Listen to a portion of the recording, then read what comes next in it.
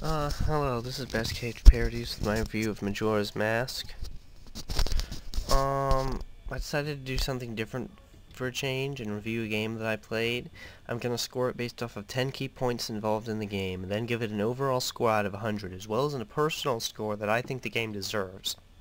Okay, let's get done with this. Majora's Mask review by BestKHparodies. For the overall story, I'd give it a 9 out of 10. This game, unlike most in the series, does not involve Ganon the Triforce, or even Hyrule for that matter. One would think that would make the game rather boring, but in fact makes for an entirely new adventure in the world of Termina. The basic story is this. You, as young Link, have to stop a great cataclysm from occurring, and you only have 3 days to do so. Using the powers of the Ocarina of Time, you can slow down time, fast forward 6 hours, or even go back to that very first day. Along the way, you collect different masks, which have special abilities that allow you to do things, like blow up balls without a bomb, run super fast, or even transform into different characters. Majora's Mask is definitely the darker game out of the Zelda series. Most of the music seems designed to freak you out, and playing the game through, one would soon find out why. I'm not giving away any storyline, but I will say this is by far the creepiest, most mess-with-your-mind video game I have ever seen from Nintendo. The dungeons I'd have to rate an 8 out of 10, because I had some trouble at first. It is hard when all of a sudden the dungeons are in 3D after playing games like Link's Awakening and A Link to the Past, as they are all in 2D. But once I got past that, it was pretty straightforward. My biggest complaint here is that it was kind of hard to get to the last dungeon, and there are only a few characters that can tell you anything about where it is, or how to get to it. Also worth mentioning is a glitch called the Crooked Cartridge that allows you to complete the dungeons in any order. The best thing about the dungeons is the ability to go back and do them again, and if you have already beaten the dungeon, to just go straight to the boss. This is useful, considering that there is a time limit at all. Now, for the mini-games, I normally wouldn't go over them, but I couldn't think of another aspect to do, so I gave them a 7 out of 10. This game did have some very fun mini-games, such as the Goron races, the Dog race, the Gorman Brothers race, the Beaver race. Wait. Aside from target practice games, they were all races. A bit repetitive, but that's the only downside. The Beaver race is rather challenging at first, but after an hour or so, you should be able to beat them. Now, I rated this game on familiarity compared to other Zelda games, and I gave that a 10 out of 10. Based on the experiences I've had playing the Legend of Zelda series, I would say this compares well to the other titles. A lot of items are recurring, such as the hookshot, the bow, and the bombs.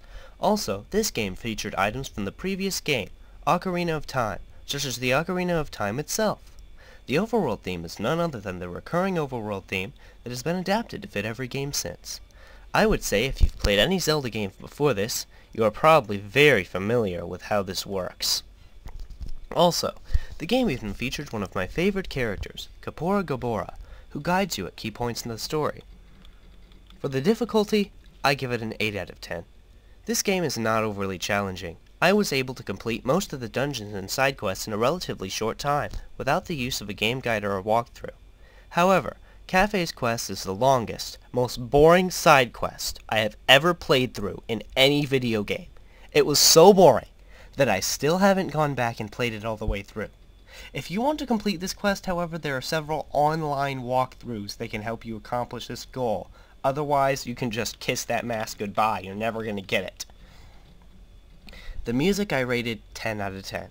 While some of the music, such as the Lost Woods theme, or Saria song, as it is better known, is from Ocarina of Time, the majority of the music was composed for the game when it was made. In fact, there are only 2 recurring Ocarina songs, the Song of Storms and the Song of Time, the rest having been made for this game. This game definitely has some memorable music. Go upstairs. Like the Milk Bar and Clocktown themes. For the collectibles, such as the masks, I rated it 10 out of 10. The game itself is good enough without the inclusion of the collectible masks, so you would think that expanding on the mask system from the previous game would be pointless. Actually, most of the masks are needed to complete the side quests, and the final mask is needed to obtain Link's most powerful transformation, and to get that you need all the other masks. Overall, I consider the mask theme to be superb, and well worth it to collect them all. For the replayability of the game, I rated it 10 out of 10. You can come back to this game again and again, and still have an awesome time. No matter how many times you play it, you will be coming back for more. I spent most of my teenage years playing this game. Having never heard of Ocarina of Time, and it has become one of my favorite games. For the fun factor, the last part of the scoring. Is it enjoyable? Does it provide a good playing experience? Is it fun? I'd have to say yes. I rated it 9 out of 10 for a fun factor. This game is indeed very fun and exciting to play. Fans of the series will love every moment.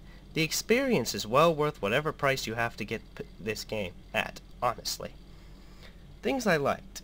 To be honest, I really enjoy Koji Kondo's composing, and look forward to hearing his songs in the games, so the re-inclusion of Saria's song was actually a bonus in my opinion, rather than a letdown by use of repeated music score. Now, the thing I didn't like. I found it strange how from the beginning of the game, young Link can use the Hylian Shield. Nothing to be mad or upset about, but in Ocarina of Time, you had to wait until you were an adult to use it. Also, is it just me or does the Hylian Shield look a bit smaller in this game? Just saying. Overall, I'd rate this game 81 out of 100, but if I had to give it a personal score, I'd give it a full 90, because I really think it deserves it. In conclusion, I'd like to say some things about Majora's Mask. This game is a hidden jewel among N64 games. Once you get over the time limit, the 3 days thing, everything else comes into perspective, and the game becomes that much more enjoyable. Honestly, I think the time limit is the reason why people stay away from this game. Well, here's my advice to you. Do not stay away from this game. Borrow it from a friend. Go to a used game shop, buy it off eBay, trade off a hobo, anything. Do anything in legal comprehension to get your hands on this game. If you are a Zelda fan, play this game. If you like video games in general, or fantasy adventure games especially, play this game. If you like, I don't know, apocalyptic games, play this game. Honestly, I can't think of any reason not to play this game. Well, this has been BestKHparodies, and thank you for watching. This has been Majora's Mask Review.